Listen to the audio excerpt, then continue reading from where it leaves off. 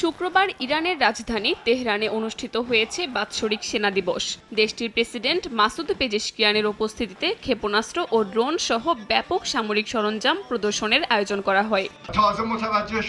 তারা বুঝতে পেরেছে আমাদের সেনাবাহিনী কতটা আত্মত্যাগী, সাহসী ও নিবেদিত। শত্রুর পক্ষে তাদের ভেতর অনুপ্রবেশ করা সহজ না। এদিকে শনিবার ওমানের মধ্যস্থতায় ইতালির রোমে অনুষ্ঠিত হতে যাচ্ছে যুক্তরাষ্ট্র ও ইরানের মধ্যে পরমাণু কর্মসূচি ইস্যুতে দ্বিতীয় দফায় আলোচনা। ইরানের পররাষ্ট্রমন্ত্রী আব্বাস আরাকচি জানান, পরমাণু ইস্যুতে আলোচনার বিষয়টিকে তেহরান গুরুত্বের সঙ্গে দেখছে। তিনি আরও জানান, যুক্তরাষ্ট্রের অবস্থান পর্যালোচনা করেই আলোচনার পরবর্তী ধাপ নির্ধারণ করবে ইরান। ওয়াশিংটন বাস্তবসম্মত অবস্থান নিলে সমঝোতা সম্ভব বলেও জানান আরাকচি।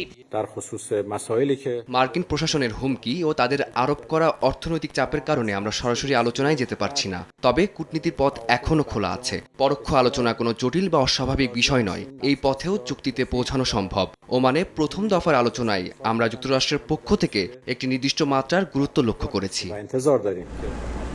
দুইবার স্থান পরিবর্তনের পর ওয়াশিংটন তেহরানের দ্বিতীয় দফায় অনুষ্ঠিত হতে যাওয়া এই আলোচনার দিকে নজর রাখছে আন্তর্জাতিক আণবিক শক্তি সংস্থা IAEA।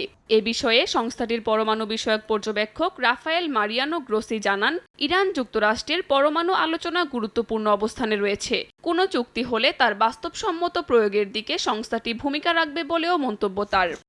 এদিকে ইরানের সঙ্গে আলোচনার আগেই ট্রাম্প প্রশাসনের বিশেষ দূত স্টিভ উইটকফ ফ্রান্সের প্যারিসে গোপনে ইসরায়েলি গোয়েন্দাদের সঙ্গে বৈঠক করেছেন বলে খবর পাওয়া গেছে। তবে তার বৈঠকের বিষয়বস্তু কী ছিল তা জানা যায়নি।